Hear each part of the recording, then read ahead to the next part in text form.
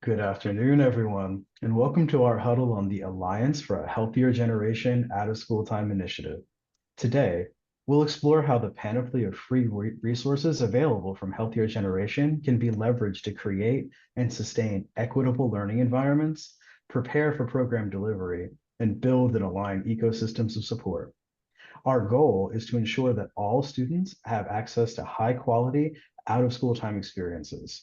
Let's get started with a quick disclaimer. This resource was developed in 2024 by the Nita M. Lowy 21st Century Community Learning Center's 21st CCLC National Technical Assistance Center, NTAC, funded under a grant from the U.S. Department of Education Department and administered by Synergy Enterprises Incorporated under Cooperative Agreement Number 287E230009 with the Department's Office of Elementary and Secondary Education.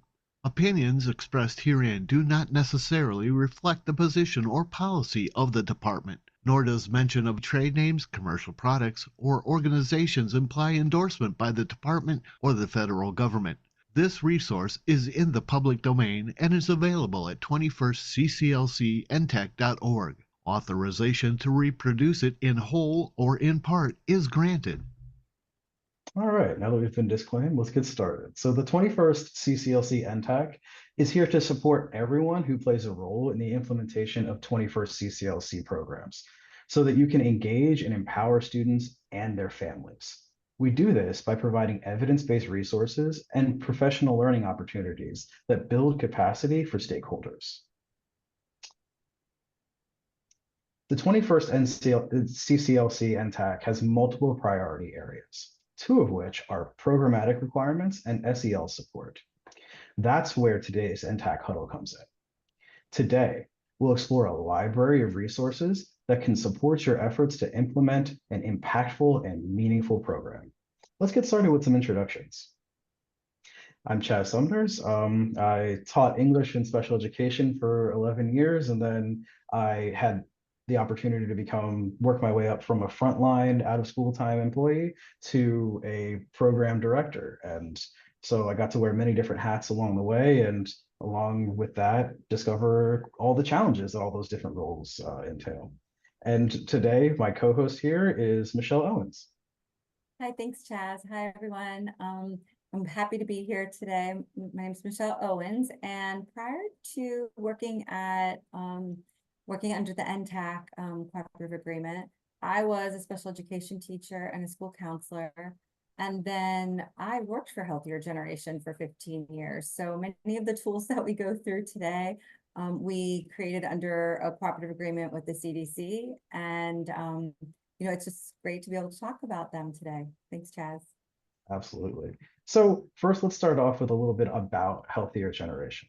So Healthier Generation's Healthy Out of School Time initiative can help you create stimulating, healthy environments that encourage kids to eat better, move more, support their social, emotional, and academic development. This initiative is guided by the latest research, best practices in youth development, and lessons learned from programs across the country.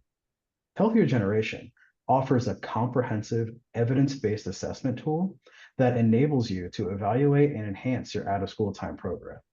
This tool helps you identify areas for improvement and provides actionable strategies to create a healthier environment.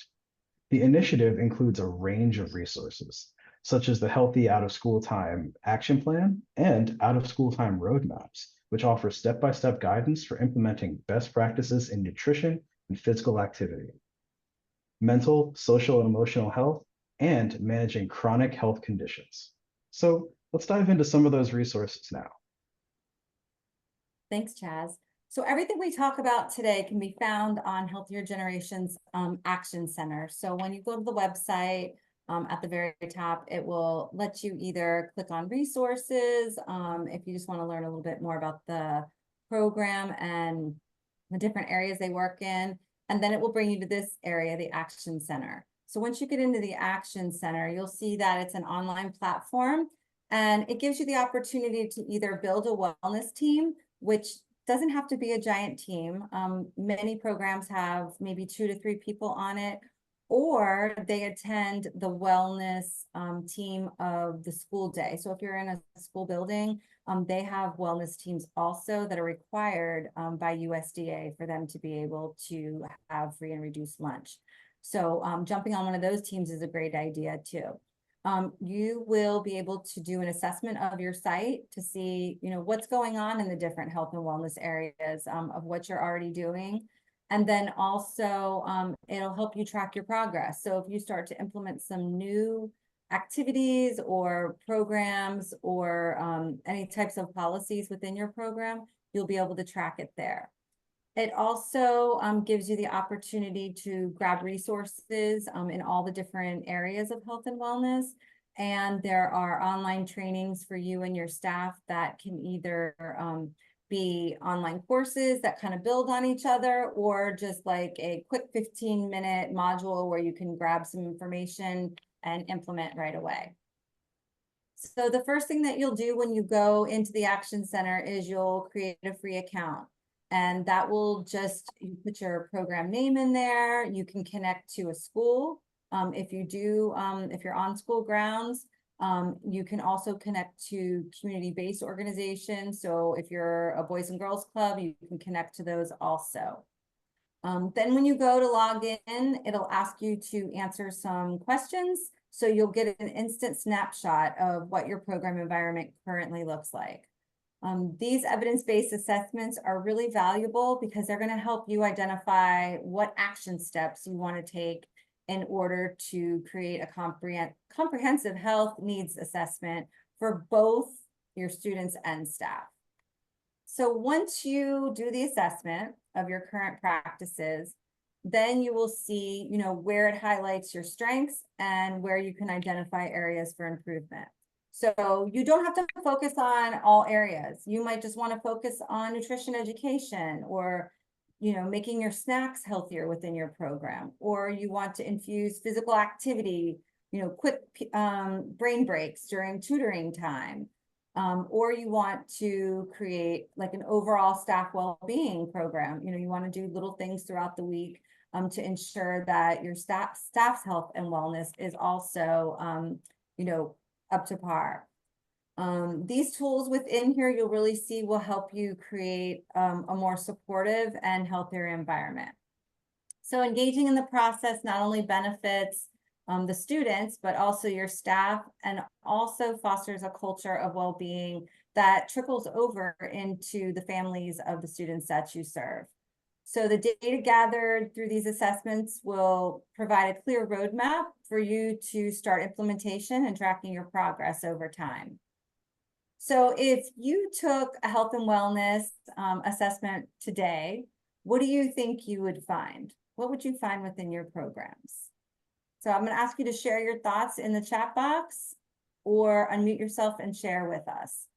So if you took an assessment on health and wellness offerings, how you infuse it into your program, what would you find?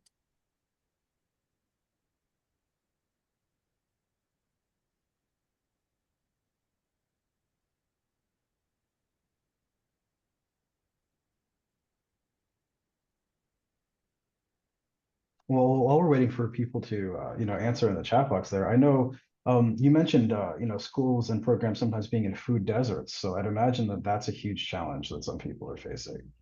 And that's really difficult. So it's good that Healthier Generation has, all of these resources that can show you how you can infuse nutrition into your programming, regardless of what resources are around you. That's a great suggestion, Chaz. One of the things that I always think about also, and we'll get to this a little bit at the end, something that came to the surface a lot when working on some of the different resources was managing chronic health conditions in the out-of-school time, and how programs could partner with the community or with other medical providers so that they could ensure that students that are within their program that might have diabetes or asthma, how they could really strengthen that piece of their program. So it can be all different kinds of areas that the assessment will bring up. Mm-hmm. Thank you. Oh, look at this. Oh, yeah. Yes, and that comes up a lot also in the chat, limited time to provide physical activity opportunities within the program time. And so some of the resources that will be shared within the roadmaps that we'll get to in a little bit will provide different ideas of how that can be done. What different areas of the program time where quick physical activity breaks can be infused in, or infusing nutrition education. All right, thank you so much for sharing. No, thanks, Jazz. So the first resource that we're going to look at is a resource that was created in partnership with Healthier Generation and Kohl's department stores. And this came about because Kohl's really wanted their employees that work for them to be able to have different strategies to do with their families to keep them healthy. If families are healthy, then parents come to work. They don't have to stay home with their kids. And so it was kicked off as a small little initiative and took off.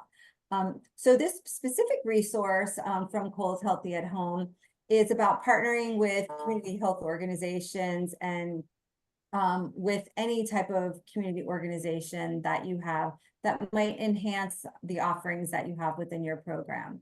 And so partnering with community organizations really helps offer strategies for not only forming partnerships with local community organizations, but this specific resource includes tips on identifying partners. So kind of doing that, mapping out of where partners are that can help support. Also establishing collaborative goals. So not only what we want from our partners, but what we're going to be able to also give in return to the partner, what's going to help the partnership. And then leveraging community resources to support the students and families that are within your programs. These partnerships can enhance program offerings. So it might be that you want to offer a running club or a walking club or something after school that can keep students active. What better way to partner with maybe a local organization that runs the 5K races in the community for different fundraising opportunities. And so different ideas like that are definitely within this resource.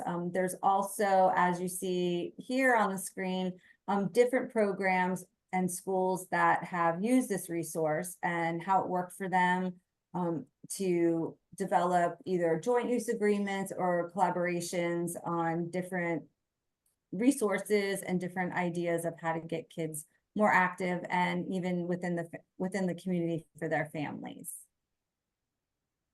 So the next one that we're going to look at is school attendance fact sheet, or facts. But these are really great, brief, engaging videos that highlight the importance of consistent school attendance.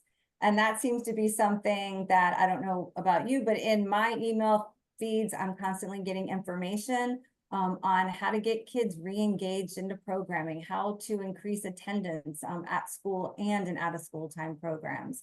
And so these videos present data and different insights on how regular attendance positively impacts students' academic performance, also their social skills, and also long-term success.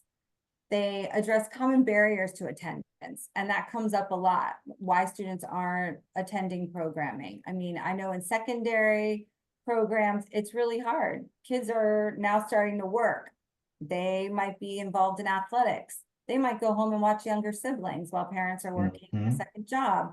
And so, how can we help support the attendance of the students, and then also educate our families on why it is so important for them to attend, and maybe be that person that can help them come up with ideas of how, they can get their students more involved and attend additionally.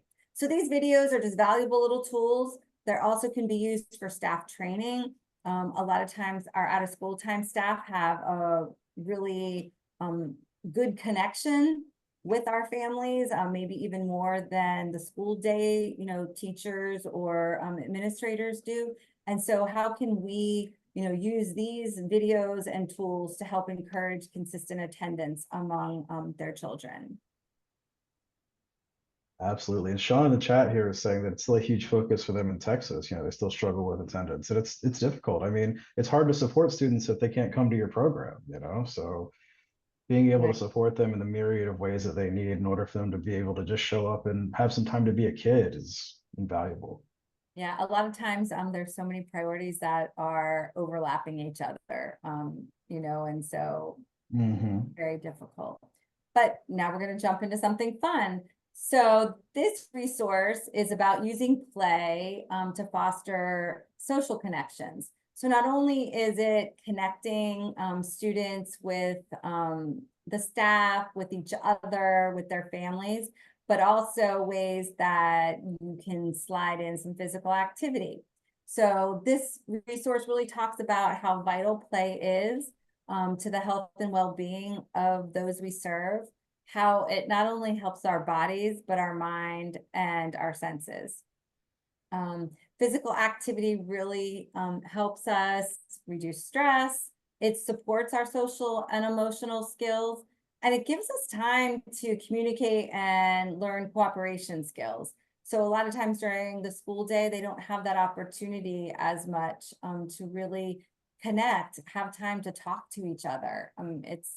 This is a time where they can learn those skills and learn how to cooperate with each other. And what better way to get rid of, some antsiness among elementary school students and maybe some stress among our secondary students than to just give them, like Chaz, you just said, just some time to play.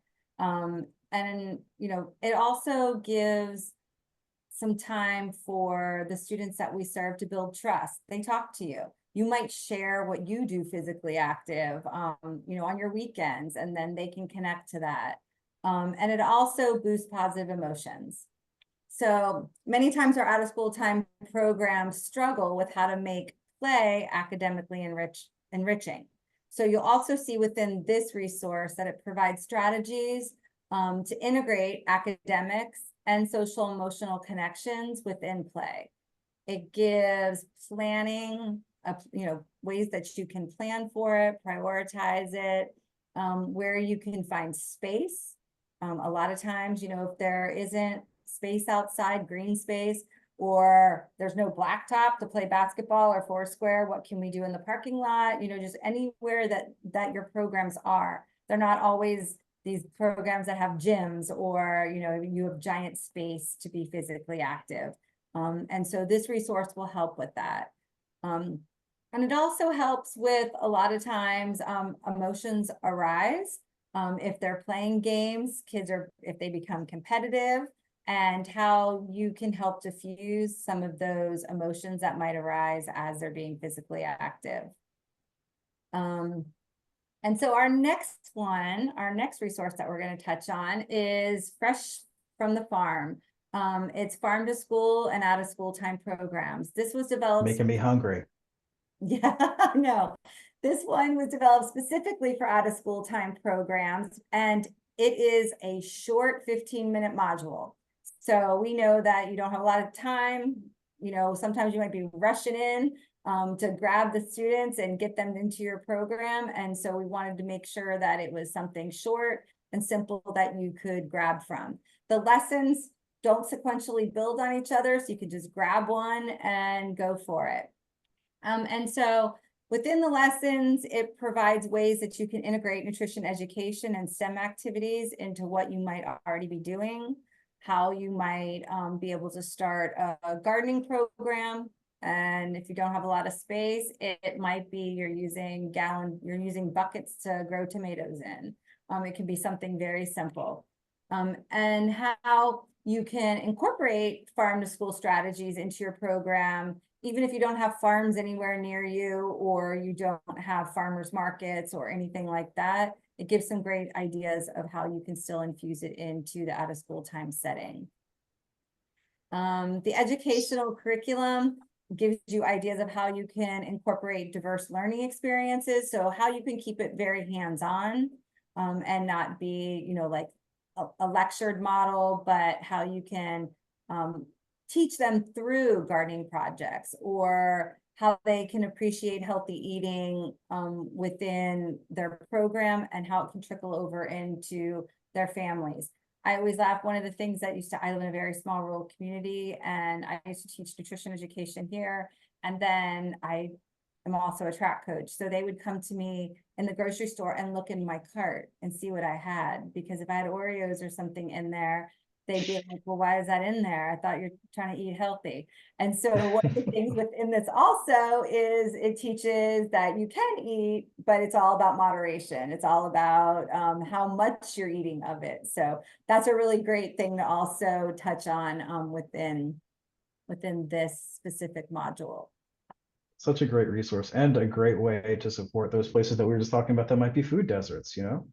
Yeah, I mean, and there are some really great resources when you are in that action center that touch on that. So if you are in an area that's a food desert, or your students are shopping at the Dollar General or even at corner stores, you know, what their options are and how they can choose healthier. Also at fast food restaurants, or places that students go to, you know, if they're walking home from school and they are hitting that corner store on their way home.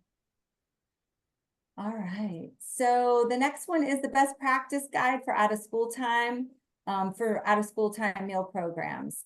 This was a great resource that was in collaboration with the National Recreation and Park Association. The guide really gives some great ideas of how you can plan and implement healthy meals, and the importance of bringing in community engagement, because you're not always going to be able to be the one that can necessarily, you know, bring in anything from a farm. If you're lucky, you can. If not, you know, you want to know those strategies and techniques to where you can teach students good nutrition. It also advocates for creating a positive mealtime and environment. And this is huge. It goes into the importance of families eating together, you know, in the evenings, in any way they can. You know, sometimes it's not doable if parents and family members are eating, or I'm sorry, are working late at night. But it gives some really great examples of how, you know, you can bring in different community resources and collaborate with them on encouraging healthy eating habits and making mealtime enjoyable, not just scarfing down food as fast as you can to get out to the next thing, but how it can also be enjoyable and educational. It also touches on food safety practices. This is something that came up a lot during our time of COVID when students were at home and a lot of them had younger siblings with them. And how could they create and prepare a safe, healthy meal or snack on their own for themselves or for others? So it goes through some really great strategies of that also.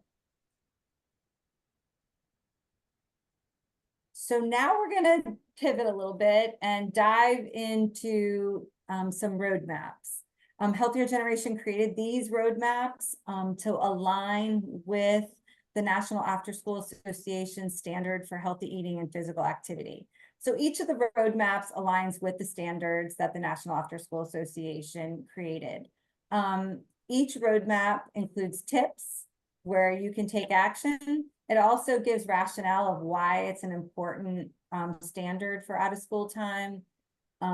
It gives different training opportunities for staff within that specific standard, and then resources to explore. So the resources might be Healthier Generation, or they might be resources that they found to be really instrumental and supportive of each of the standards.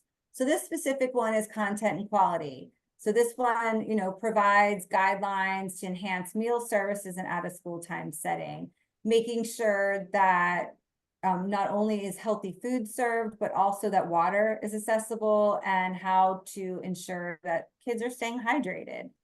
And the rationale behind this is just that healthier children perform better academically. They attend school more, and what we all want, they exhibit better behavior. So they're more focused. They can, you know, focus on what they're doing better. And so tips for this one for action were there's different surveys for students, how you can integrate real world nutrition education, and how staff can utilize the on-demand training resources. The next one is environmental supports roadmap. This guide will help out of school time programs create an environment that supports lifelong health and also stresses the importance of 60 minutes of daily physical activity.